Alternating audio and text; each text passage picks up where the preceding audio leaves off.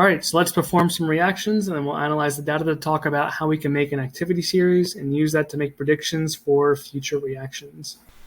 So to create an activity series of metals, we need to test a variety of different combinations of metals with the different solutions to see which ones do react and which ones don't. So here in this matrix, we see we have a whole bunch of copper across the top row, magnesium in the second row, then tin and zinc, and we're just putting different solutions with each of these, and then we're going to look to see at the end which ones do react by evidenced by different bubbles, color changes, precipitates, etc., and which ones don't, and then we can use that to figure out which metals are more reactive than others based on which ones we're able to react and replace each other. In this first column here with potassium nitrate, we see that none of these metals changed in any way after the solution was added. In the second column here, we see that nothing reacted as well. The black specks on the third one down were there in the bottom of the tray before this began. In this column, we see that only the second one down has a sign of color change, the rest are unreacted. In the fourth column, we see that almost all of them reacted except for the first one where the copper metal remains the same. In the fifth column here, we see that every single metal was able to react with the solution it was put with. In this final column, we see that the second and fourth ones were able to react, as shown by the bubbles forming around them rather than a precipitate. All right, so here's a quick recap of the results that were shown at the end of the video there. For whatever reason, my software decided to shift some of my labels around, so just know that silver nitrate here should be the second to last column, and HCl there, hydrochloric acid, should be the very final column. From the picture here, we can see all of the results at once. We can see most of the reactions tended to happen on this right side here with these solutions, and not so much going on the left side. So what does this actually mean, and what does this tell us? Well, I made this little graph at the bottom there to quickly summarize which reactions did and did not occur. And then from that, I was able to write at least the beginning of the reactions for those that did happen. So for example, I took the very first reaction here that was all by itself, and that was the reaction with magnesium metal and zinc nitrate solution. And what does it mean that it did react? Well, the fact that we saw a reaction means that the magnesium metal was able to replace the zinc in the solution, which as a result would have produced zinc metal, which is what we see as the black discoloration there on the metal. And at the same time, some of the magnesium is going to dissolve into a solution with the nitrate. So the magnesium is reacting more so than the zinc because the magnesium is losing those electrons and giving them to the zinc ions. So from this one alone, we know that magnesium is more reactive than zinc. So if we proceed through the rest of these and use the different reactions that did occur to make some comparisons, we can compare each of the metals to individuals and then use that to make a ranking of most reactive to least reactive. And that ranking is what we call the activity series. Right, so let's talk about magnesium first. Okay, we're going to make a ranking of most reactive to least. And we already said from that first reaction that magnesium is more reactive than zinc. So let's look at all of the other ones for magnesium. Right here, magnesium was able to react with copper nitrate, which tells us magnesium is more reactive than copper. And in reaction number 6, we see that magnesium is more reactive than silver. And lastly, magnesium is more reactive than hydrogen. Now, hydrogen is not a metal, but hydrochloric acid, we know that that's hydrogen ions and chloride ions. So it's still the same process where we're having a metal atom interacting with some ions and transferring electrons. So if I'm starting with this ranking series here, I know that magnesium has to be more reactive than zinc, more reactive than copper, more reactive than silver, more reactive than hydrogen. And out of all the other metals, well, what's it not more reactive than? We know that it's not more reactive than potassium because magnesium was not able to replace the potassium. Now, the only other metal on here is tin, and at no point do we have magnesium reacting with tin nitrate, but I do see that we have tin reacting with magnesium nitrate here. And I see that tin is not able to replace magnesium. So what that tells me is that tin is not more reactive than magnesium. So that must also go lower on the list compared to the magnesium. All right, so great. I know potassium is really reactive, and apparently it is the most reactive out of all of these metals tested because there's nothing else above the magnesium at this point. However, I need to find some way to sort out what's going on with the zinc, the copper, silver, hydrogen, and tin. Right, so let's take a look at some of the other reactions. Right, let's go to zinc next. Here I have zinc, and I see that zinc is able to replace copper.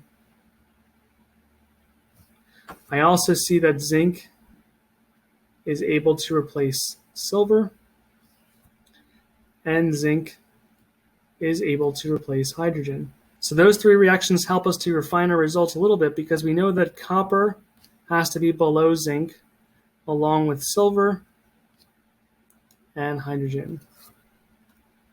So then just like we did for magnesium, now we have to say, well, what about tin? Okay, well, I did have tin, again as a metal, react with zinc nitrate.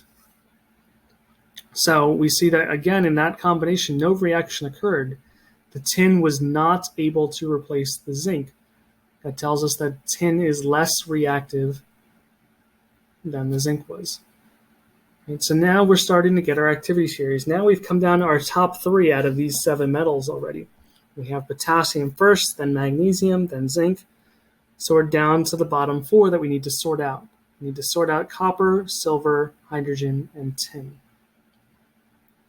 So I'm going to take tin next because it's the next one in my series in the second group up here.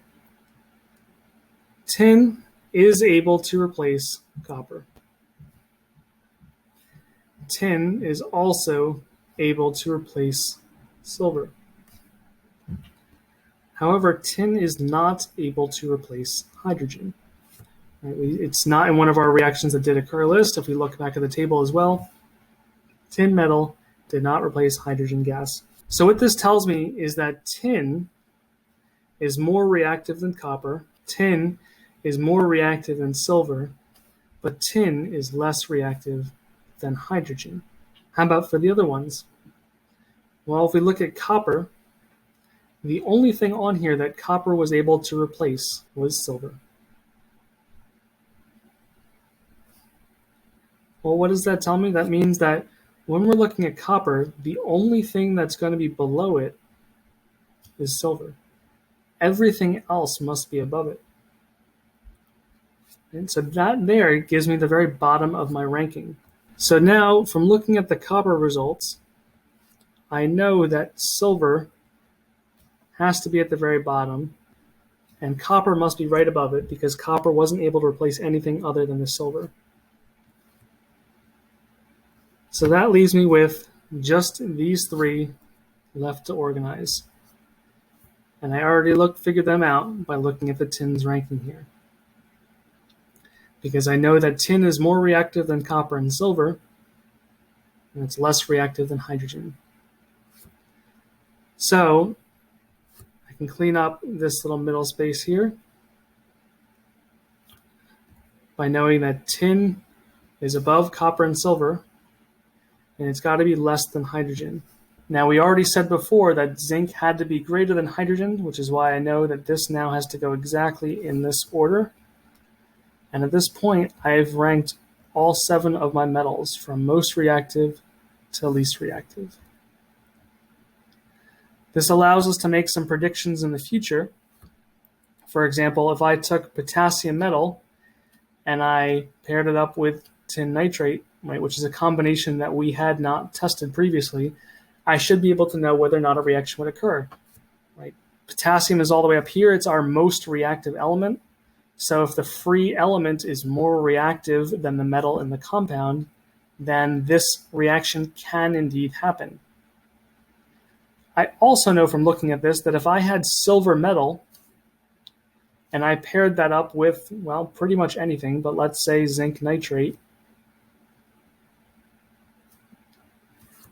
silver is one of my least reactive elements. So if I took my silver metal and I tried to react this, nothing's going to happen because the silver is not more reactive than the zinc. The silver is not able to lose and give up its electrons easier than the zinc is. So this here is going to result in no reaction. And this is a good thing because silver is a common metal for jewelries, and we know that in regular tap water there's all kinds of ions. So if your silver jewelry was reacting with that, all that metal in the rings or earrings would eventually just deteriorate and wash away. So on the left here we see a more complete activity series, including some other elements and stuff that we were not able to readily test. There's a link to this on Google Classroom for a full-size version. I recommend printing it or at least having the link handy so that you can reference it kind of as we're going. I want to take a look at some quick examples just to see how we would use these moving forward as we practice knowing whether or not a reaction would or would not occur and then what to do with it. In reaction, example number 1 here, I have iron metal and hydrogen as the ion in this acid. So we need to find those two things on the activity series. So finding iron, it's right here, and hydrogen is down here. So the question is, can iron replace hydrogen? Is iron more reactive than hydrogen?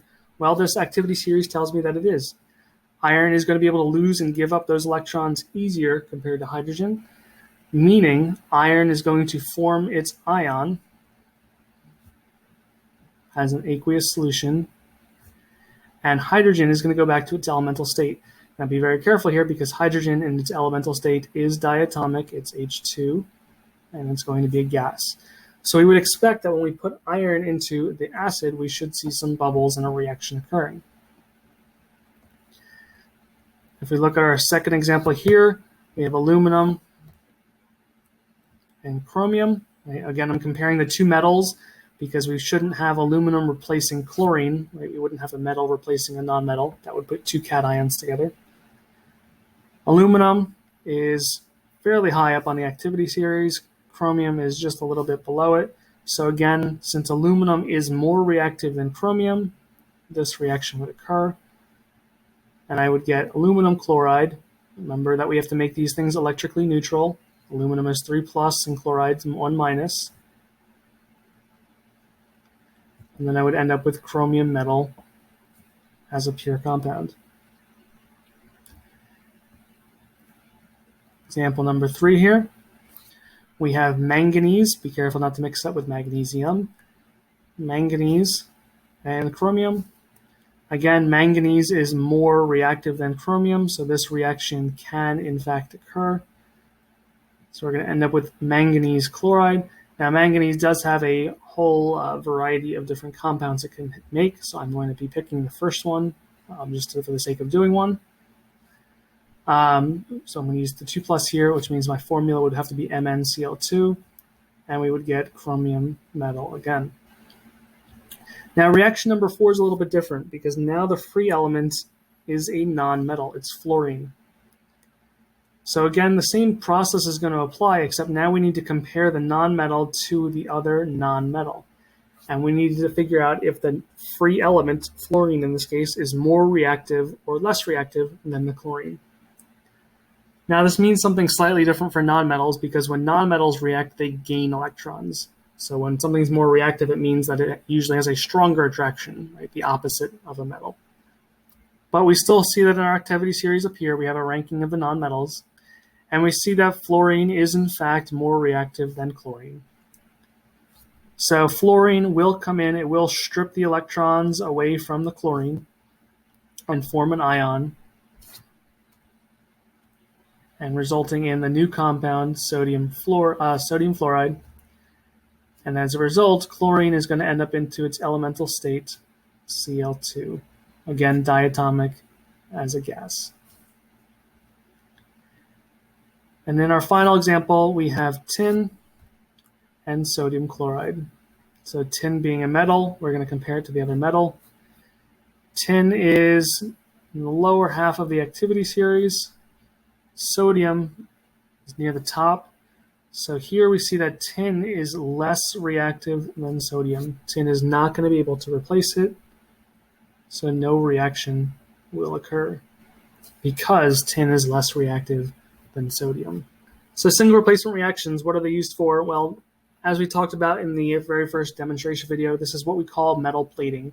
This is pretty common in jewelry and cosmetics to get things like gold-plated earrings or necklaces, or chrome bumpers and hubcaps, rims for the car, different cosmetic purposes. This allows you to get that expensive appearance and look without actually shelling out all of the money for the whole thing being made out of that metal, since you're just getting a coating on it. It's also used in construction and different industries to help their things that they're making survive different environmental conditions, such as being either out in the rain and weather, being underwater, or being buried in the ground. In all of those cases, there's a variety of different ions that these metals would be exposed to, whether that's rainwater, ocean water, lakes, or minerals in the soil. So if the metal that the construction group or the architect is using, or the engineer, is going to react with these different ions, it's going to break down and deteriorate over time. So in this case, for example, when contractors are designing stuff that is going to be placed outside, such as a deck or an awning of some kind, they often use what's called galvanized steel. Galvanized steel is iron that has a zinc coating on the outside. Zinc is more reactive than iron is, so the zinc ends up reacting with the different ions in the rainwater or the air, preventing the iron itself from deteriorating and breaking down, prevents the structure from collapsing. And lastly, we can use them to make metal crystals such as these. I wanted to keep the block suspended in the beaker, so I wrapped it with some brass wire. This way, it floats about 1 centimeter or 2 above the bottom, and it gives it space for the crystals to grow. The moment the zinc's added, the lead immediately starts forming on it.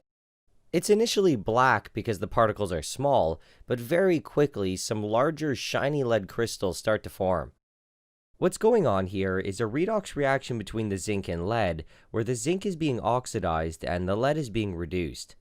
The zinc metal is giving up 2 electrons to form zinc ions, and the lead ions are picking them up to make lead metal. The zinc ions dissolve into the water as they form, and the lead metal slowly grows as crystals. In this case, the acetate is a spectator ion, and it doesn't take part in the reaction. It just acts as a counter ion for whatever is ionized, whether it's the zinc or the lead. The 2 half reactions, along with the acetate, can then be added together to give an overall equation. Anyway, I took a time-lapse of the reaction over the following 12 hours.